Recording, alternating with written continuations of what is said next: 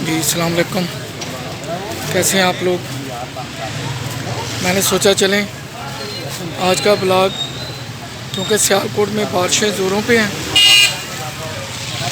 और बारिशों का जो डायरेक्ट इफ़ेक्ट है वो सब्ज़ियों पे आता है, क्योंकि एक तो खेतों में पानी जमा हो जाता है और फिर खेतों से मंडी तक सब्ज़ियों की ट्रांसपोर्टेशन का मसला होता है।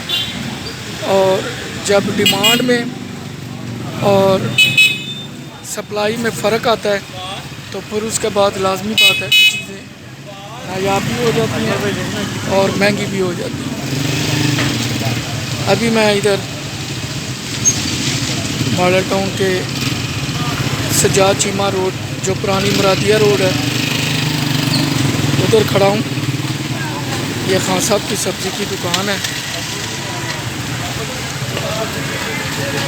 फल फ्रूट वगैरह ताज़े होते हैं क्योंकि बिक जाते हैं। सब्ज़ी एक ऐसी पेरिशेबल आइटम है, ख़राब होने वाली, कि इसको जितना जल्दी डिस्पोज ऑफ हो जाए वही प्रॉफिट है।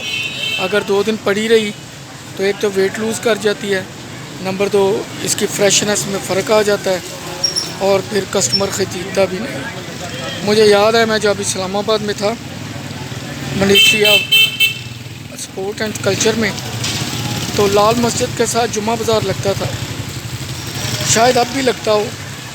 मैं उस वक़्त सिंगल था और जुम्मा बाज़ार से जाके चिकन वगैरह ख़रीद लेते, क्योंकि हम सिंगल थे, हमारे घर में फ्रीज़र की फैसिलिटी नहीं थी। तो जो हमारे हमसाए थे या थोड़े तल्लक से दोस्त बन गए तो 1-2 चिकन बनवा लेते और उसके कुछ छोटे बैग बनवा के तो फ्रीज़र में रखते थे, क्योंकि वो जुमेरात को बाज़ार लगता था और ज़्यादातर उधर स्टॉल लगाने वाले सरकारी मुलाजिम थे जो गवर्नमेंट के मुख्तलिफ डिपार्टमेंट में इस्लामाबाद में जॉब करते थे। तो वो सारे दोस्त मिल के पैसे डाल के तो रावलपिंडी से एक शायद वो ट्रक या पिकअप, उस पर वो सब्ज़ी, फ्रूट, फल या चिकन वगैरह ले आते थे। और जो जुमेरात को, जुमे को तो पीक पे होता था, हफ्ते को ज़ाहिर है ऑफिस खुल जाते थे, तो जो रेट होते थे वो जुमेरात को नॉर्मल होते थे। जुम्मे वाले दिन चूँकि रश बहुत ज़्यादा होता था, रेट पीक पे होते थे। और जैसे जुमे को बाद दोपहर 5-6 बजते थे तो हर सब्ज़ी का रेट आधे से भी कम रह जाता था।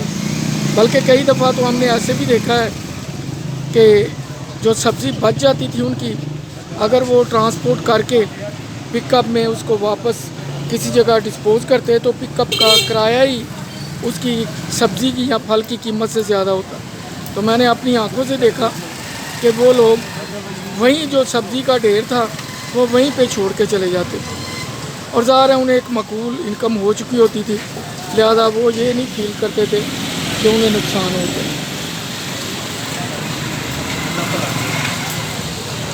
तो इसमें मार्जिन तो है फ्रूट में, सब्ज़ी में, क्योंकि जब हम कंपेयर करते हैं जो गलियों में रेहड़ियों पे बेचने आते हैं उनके रेट इनसे कम होते हैं, क्योंकि उन्होंने किराया नहीं देना होता। लेकिन सिर्फ एक डाउट होता है कि पता नहीं उनका तराजू ठीक है या नहीं है, ये उनकी सबसे बड़ी ख़राबी होती है।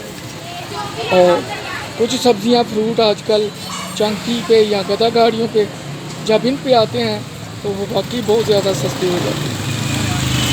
मिसाल के तौर पे अगर इस दुकान पे आलू 100 रुपये किलो हैं तो आपको गली से तकरीबन 80 रुपये मिलेंगे। वही आप अगर किसी मार्केट में चले जाएं, ओपन मार्केट में जहाँ कोई मेला या जुम्मा बाज़ार लगता है, तो वहाँ से शायद आपको 50-60 रुपये किलो मिल जाए।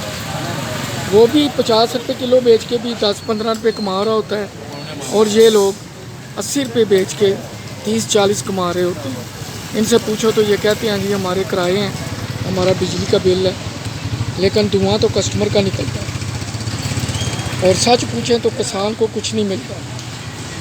अभी आप सिर्फ चावलों की मिसाल ले लें, इस वक्त जो अच्छे चावल हैं सुपर कर्नल के, वो 260-280 रुपये, और यकीनन इन लोगों ने, ताजरों ने किसानों से ज़्यादा से ज़्यादा 70 नहीं तो 80 रुपये किलो के हिसाब से खरीदते होंगे। इनकी चांदी हो गई है और ये नोट छाप है। टमाटर हैं, आलू हैं, कोई भी सब्ज़ी है, किसान बेचारे को कुछ नहीं मिलता। असल जो प्रॉफिट है वो जो मिडल मैन है वो खा जाता है। यहाँ जो इधर दुकानों पे है चेकिंग वाले आते हैं, लेकिन मादरत के साथ उनका भी एक मंथली का चक्कर होता है, उसके बाद वो भी बेगम हो जाते हैं क्योंकि तनख्वाहें कम हैं, अखराजात बहुत ज़्यादा हैं। कोई भी सरकारी मुलाजम जिसकी तनख्वाह 40,000 थी अब उसकी तनख्वाह 20,000 के बराबर रह गई है। अब उसने जो डिफरेंस है 20 का वो कहाँ से पूरा करना है। लिहाजा अगर वो कोई डंडी मारता है, कुछ करता है, तो वो समझता है कि मैं क्या करूँ, किसके आगे कितनी दफ़ा हाथ फैलाऊँ। तनख्वाह तो साल में एक बार बढ़नी है, लेकिन चीज़ें हैं कि हर रोज़ महंगी होती जा रही है। क्योंकि मेरा ख़ुद भी सुपर स्टोर था, मेरी ज़रा प्राइसेस पे कड़ी नज़र आती है।